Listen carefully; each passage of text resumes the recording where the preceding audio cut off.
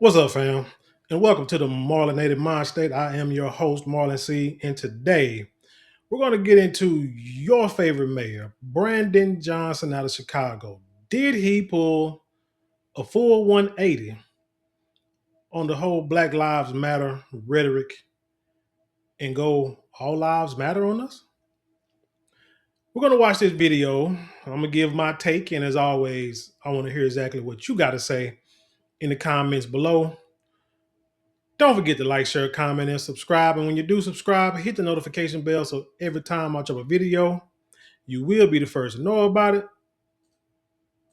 Let's hit it. The emails were obtained through a Freedom of Information request after Nancy Andrade resigned last month. Her resignation letter said she was stepping down for family reasons, but the emails we've obtained paint a much more tumultuous situation playing out in the Johnson administration. I'm sorry, but this man, just from what I'm looking at, this is not a custom suit. Not saying that I can afford custom suits, but when you're on TV across the nation and potentially across the world, you can't have that old Steve Harvey, what's his name, Pastor Bishop T.D. Jakes suits from the early 2000s. But let's continue. Nancy Andrade was confronted by the mayor's chief equity officer, Carla Coupe, and chief of staff, Christina Passione-Zayas, in February about informal reports from your staff about a hostile work environment. On March 12th, in an email titled Setting the Record Straight, Andrade fired back saying, "As you have documented your skewed narrative of false allegations against me, I now have no choice but to properly defend myself."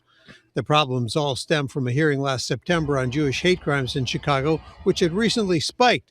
The commission was tasked with producing a report offering solutions. In her March email, Andrade wrote that she was told to deny public comment requests at the meeting to people who did not align with the administration's views. Andrade also said Coupe ordered me to immediately stop engaging with the Jewish legacy organizations. You went on to say I was too friendly with these organizations that do not align with the administration's views. When the Human Relations Commission submitted its report on anti Semitism, the mayor's office, in consultation with an outside consultant, the Diaspora Alliance, heavily revised the report to the point where Andrade wrote it changed it from a Jewish Lives Matter report to one that became All Lives Matter. Andrade said the mayor's office pressured the commission to approve the revised report, and when Jewish lives matter. Amazing. They said Jewish lives. She said Jewish lives matter. Then they said all lives matter. But let's finish. heavily revised the report to the point where Andrade wrote it changed it from a Jewish Lives Matter report to one that became All Lives Matter. Andrade said the mayor's office pressured the commission to approve the revised report, and when they refused, Andrade wrote of Coupe and Passione-Zayas, "I was threatened with a bogus expose of fabricated flaws of my leadership and fabrications of a hostile workplace if I was not able to manage my CCHR board." Andrade's email went on to say, "My integrity, ethics, and moral compass remain unscathed by your lies and trickery. Your behavior epitomizes quid pro quo, which is utterly unethical." Today, the mayor's office responded saying Andrade's accusations are patently false. Any allegations of quid pro quo, spreading of rumors, and a hostile work environment have no basis and directly contradict communications between the two parties preceding Andrade's March 12th email. Nancy Andrade declined to comment when we contacted her today. She officially resigned on March 25th. She's one of several top members of Johnson's cabinet to leave recently, including his deputy mayor for public safety and a chief homelessness officer. Turnover is not unusual, guys, but of course, according to the president of the Better Government Association, David Greising, he said that this does not seem like a revolving door in the mayor's office, but more like just an exit door. Amazing. So it seems like everybody's leaving the mayor's office right now. I guess they don't like the direction it's going. I mean, shoot, when there's no money left for schools, there's no money left for the government. Chicago Bears are trying to leave the city. I'm sure it's a lot of people who are ready just to, bounce and find greener pastures. But besides that, we want to talk about this All Lives Matter incident. So it seems like when she wants to talk about the uptick in Jewish hate crimes in the city of Chicago in the last couple of years, the mayor's office go from Black Lives Matter to All Lives Matter, because you remember As you know, in recent videos over the past few years, interviews, Brandon Johnson was on Black Lives Matter wholeheartedly, but yet also not doing anything for Black lives when it goes against the illegal immigrants of that city. Black Lives Matter does not matter, or Black lives do not matter when dealing with situations like that. But what I wanted to do, what triggered me to this video triggered me to do was to look up the hate crimes, the Jewish hate crimes that have upticked in Chicago in the last couple of years. And I came up with this. It says there has been an increase in anti-Jewish hate incidents in Chicago in recent years, but most are not violent acts, even though some violent cases have happened. I want y'all to stay with me. I'm going somewhere. Overall trend in Chicago, anti-Jewish hate crimes rose sharply after 2023. There was about a 58% increase from 2023 to 2024 in Chicago. By 2025, reported incidents dropped somewhat, around 47 cases, but still remain elevated compared to earlier years. Most of these incidents are harassment, vandalism, or threats, not physical violence. Now, have there been violent incidents? Yes, but they are relatively limited and sporadic, not constant. A 2024 attack on Jewish students at DePaul University involved a physical assault and injuries. There have been individual assaults and hate crime, battery cases tied to anti-Semitism in the city. So violence does occur, but not is not the majority of the cases. The bigger picture, I said across the U.S., anti-Semitic incidents, including violent ones, spiked after the October 7, 2023 Israel-Hamas war. Some serious attacks, including deadly ones, have happened nationally, though not specifically concentrated in Chicago. So yes, there are anti-Jewish hate incidents in Chicago. They have increased, and it has increased in recent years. Some have been violent, but most are non-violent. Just harassment, threat, and vandalism. Violence is a concern, but not the dominant pattern locally. Now, I say that to say this. They say the Jewish population in Chicago is about 2%.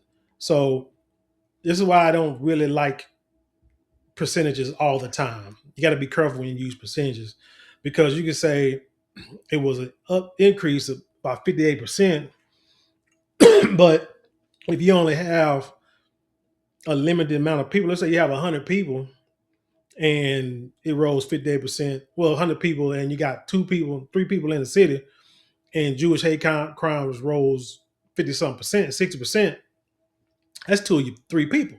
So it ain't like it's a whole lot of people. Well, there still ain't a whole lot of people there. So I kind of get it, but percentages, like I say, it can be skewed to kind of misrepresent what's really going on.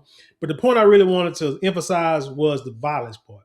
Because when you say Jewish lives matter, coming from a black American, when you hear someone says Jewish lives matter or all lives matter or elemental P lives matter, it's a slap in the face because that statement, although I know it's a whole con and scam and Black Lives Matters like faculty or administration that made millions of dollars and very few, if any, of the black families that were affected got any of the money that was donated to that organization. It was more like a democratic, almost like a what you call it when you donate money to a Democratic Party. That was almost like what it was. But when the term Black Lives Matter was created, it was not talking about lifestyle. It wasn't talking about like vandalism, harassment. What was the other one? What was the other vandalism, threats, and harassment? It wasn't really talking about that. It was talking about lives, as in life or death, as in how the police were taking the lives of black people, unarmed, sometimes innocent black individuals for no reason. That's where the word lives came from. Because if it was about harassment, threats, and vandalism, we could have said black lifestyles matter, not black lives matter. So when you sit here and say that Jewish lives matter, but yet No one, I haven't seen anything say that, well, very few, if little, of those people lives being taken, you slap us in the face. You take a term that supposedly in the beginning had a real meaning and you flipped it like they always do. Like we already discussed the word woke, how they flipped that. And so now try to make it seem like it's something bad, but really it's just they just use it as a racist word, racist trope to try to show how bigoted they can be and just flip that word. Actually, it's bad. I mean, to say something bad against us, well, there's nothing bad against us. It's just us saying, hey, we being woke, we seeing what's really going on in the world, in the country, and locally, and we're not sleeping no more. We not don't have the wool over our eyes. We're not got our eyes closed. We're taking the veil off and we can see what's going on. That's what the word woke mean from our standpoint, but then they flipped it. So now you got Jewish lives matter, but again, ain't nobody out there. And then when you talk about the uh the incidents spiked after the Israel Hamas war started, I'm just gonna go out on a limb and say those probably weren't too many Americans. I mean, like born foundational from the beginning Americans harassing the Untouchables. I must think that it might have been some other people with different religious beliefs than those people there, and that's where the harassment started. See, you got to see what I'm saying. You can't just say a blanket statement to me and not give me all the details because I'm gonna look at your side eye and be like, yeah, okay, I heard what you're saying, but what are you not telling me? You want me to be on your team. You want me to help you out. You want me to stomp and stand with you, but you're not telling me all the facts, and I just can't roll with that. But anyway, that's all I got for this story here.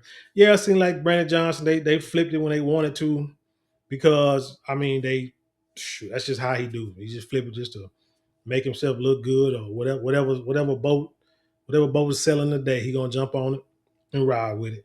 But anyway, tell me what you think about this story. Leave your comments below, share it with the world. Let's have an intelligent conversation. You know how we do around here. Don't forget to like, share, comment, and subscribe. Those four things cost you maybe a couple of minutes out of your day, but it means the world to us here at this channel. And with that being said, I leave you in peace and love, and I'll see you on the other side.